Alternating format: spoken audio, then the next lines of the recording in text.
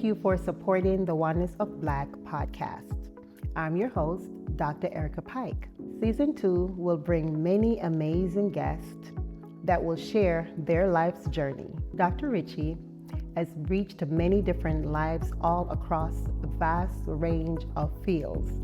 He is well accomplished. Today, he will share with us his journey towards different aspects that he decided to tackle in his life.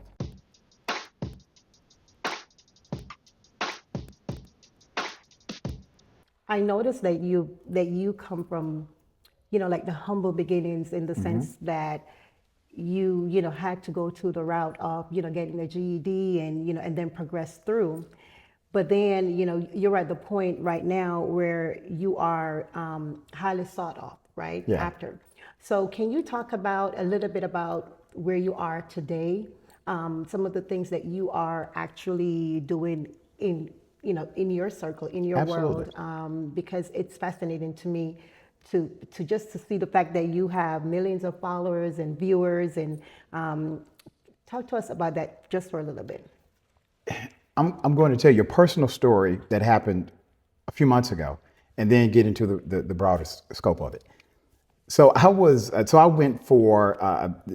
applied for a graduate program at Dartmouth College, the School of Medicine. Dartmouth is an Ivy League university. And so I applied for this program, and there's a lot that you have to go through, okay, to vet for programs like this. They're very competitive. Without me applying for a scholarship, I was offered a scholarship. I was given a $20,000 scholarship, and they said, based on your superb academic record and your merit, we know you're going to be an amazing ally at Dartmouth, et cetera, et cetera. I'm paraphrasing the letter. And I remember looking at the letter and saying, I'm not accustomed to getting scholarships I don't apply for. So you feel like the fix is in. Right. The other shoe is going to drop. What is this about? Right. Right? But what they recognized and what they took the time to do is actually go through the journey of my academic record. Yeah. And guess what? Dartmouth doesn't discriminate against international institutions. Naturally, they don't discriminate against American institutions because they already have a very international focus. They're not steeped in the American imperialism. And so, and the graduate studies is an implementation science. That informs us in an academic and strategic context of how to get ish done. Because we can have a lot of head knowledge and understand a lot of concepts, but if we can't take concept to creation, if we can't take creation to innovation, if we can't make invention work for somebody else, and it only works for us, you have not properly implemented what God got inside of you. That's my opinion. And so that was one of those moments where it wasn't a public moment, but it helped me to understand that when you put in, you get a return on investment. And that's the way of life. Yes. That's the way of life. And so today we're very thankful. We were just named, the show was just named in the top 10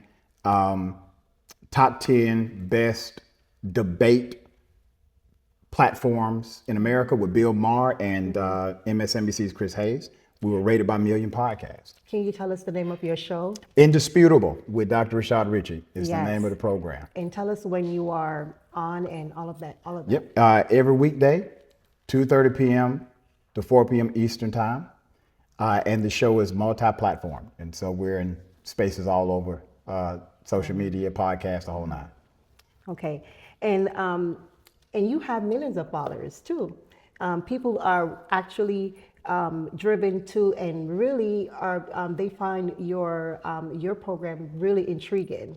And you're very passionate too when you are having your conversations, when you're going at it.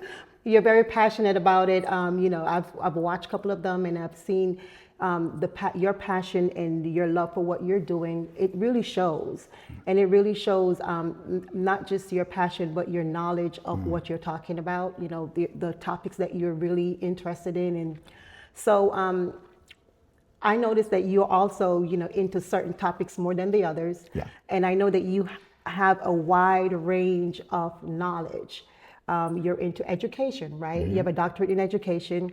You also are into law, into the medical field, right? So in Yeah. physics, so you're well-rounded, but you do have certain passion that you focus on a lot. So what really drives the topics that you pick, or the things that you focus on sometimes? Like what really drive those? I can answer that quickly. But let me first say, I don't, the people that follow me aren't following me. They're following truth. They're hungry for truth. Okay. And we're co-equals in that pursuit of truth, right? We're co-equals in that pursuit. And I'm thankful that over the years, that those who are in pursuit of truth, they have allowed me to develop in front of them, to make mistakes in front of them, to get up in front of them. And we're still journeying together. And so the Bible says, how can two journey unless they agree? Okay. And so we're in agreement. The power of narrative. Yeah. The power of narrative. I'm also the president of Rolling Out Magazine, and I'm tying this back to the power of narrative. We intentionally tell stories through the lens of Black culture. Because if you're not intentional about how you tell the story, it will default to the lens of the dominant culture. Yeah. It would default to the lens of the dominant culture. So every morning, I'm in my production meeting with my production team, my producers. And we go over the stories. I pitch stories, they pitch stories, we go back and forth.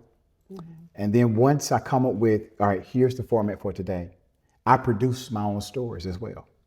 So I still produce stories every day. And my producers have their set they're going to produce. I have my set I'm going to produce. And I get to also look at the production development in real time. That allows you to have intimacy with the stories. You give a damn about these stories.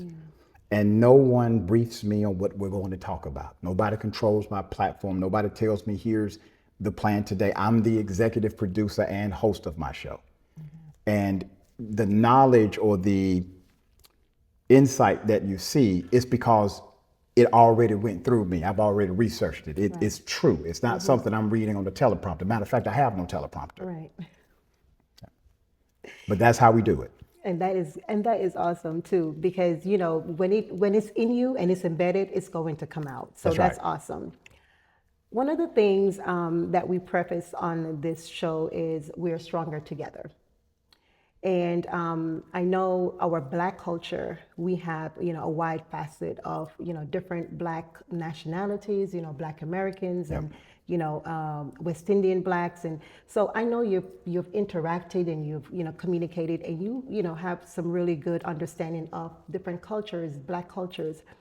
So can you share some of those interactions and your thoughts, on how we can be stronger together, like what does that viewpoint look like for you?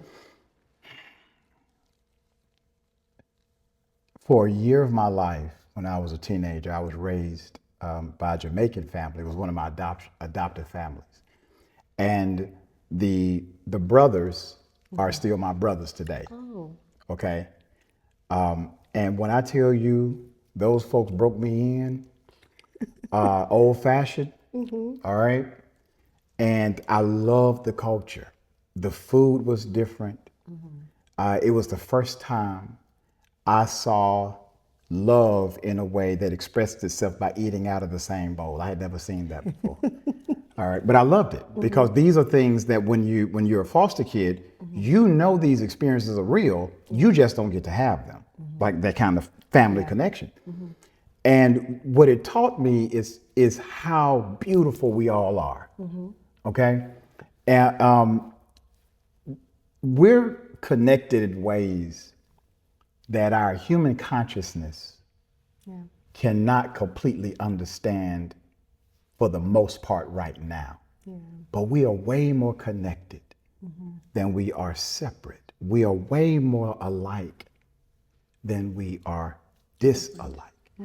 And what's the issue? What's the schism that's happening? Fear. I believe you have two real emotions in this world.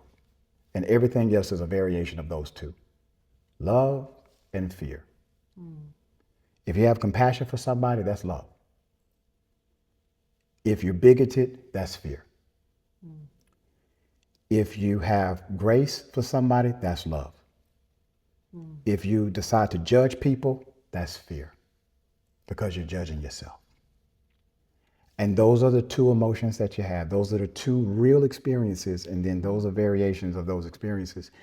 And so you can make a decision to say, is this a variation coming from love, or is this variation coming from fear?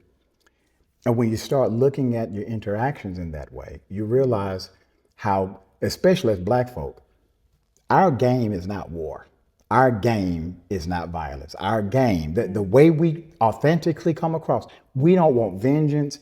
We could care less about money. Give me enough to pay my bills. Right. We good. I want to be happy. Right. I want to have joy. Okay. Even if I'm struggling, there's a joy in the struggling, because we know that struggling is temporary. We may can do it for a night, but joy cometh in the morning. So we don't have to have much in the material sense.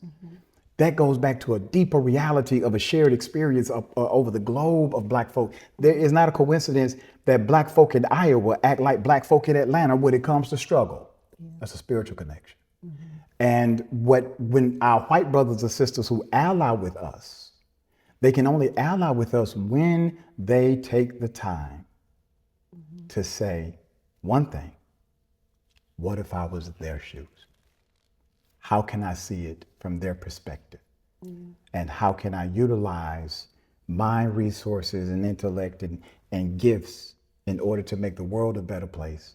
Because if you don't focus on making sure the least of these have a better reality, you'll never have one yourself. So thinking about others is important. And that's how we end up being stronger together. It's the great imperative. Love it. Yeah, that's a really great viewpoint. So I know you have great things in mind for your future, your next steps. Do you want to give us like a little peek into what's next for you? You know, because it's you. You're right. Because it's you. So, and I really don't have like a 5-year plan or 10. God has never dealt with me like that. And people always say, you must really have a great administrative. Nope, none of that. I show up like I'm supposed to show up, and God does the rest. So the one thing I will tease you with in your audience is that look for more of me on your television screen. There it is. I love it. I can't wait. So from radio to TV. Okay, well, we're going to be looking forward to that. So like I said before, the premise of our show is really to focus on us being stronger together. And for me to have Dr. Richey with us today, it is just a testament that when we come together, regardless of your cultural differences or whatever the case might be, when we come together, we can definitely be stronger together. And so thank you so very much for taking the time to come and talk to us, especially during this time that we're celebrating African Americans and our cultural experiences. This is such a meaningful time in our community and in our society. It's such a meaningful time that we really have to reflect on all of the different things that makes us great. And you exemplified so many of those qualities, and thank you again. Please make sure that you are watching us, you are liking, sharing, and of course, make your comments. Tell us today, what did you take away from our discussion today with Dr. Richey, and what are some of the things that you would love to see for our next broadcast? We'll see you next time. Remember, we are stronger together. Thank you for supporting the Oneness of Black podcast. Make sure that you subscribe so that you can know when we are releasing the next podcast. Like, comment, and share. Remember, we all have a story and we all are stronger together.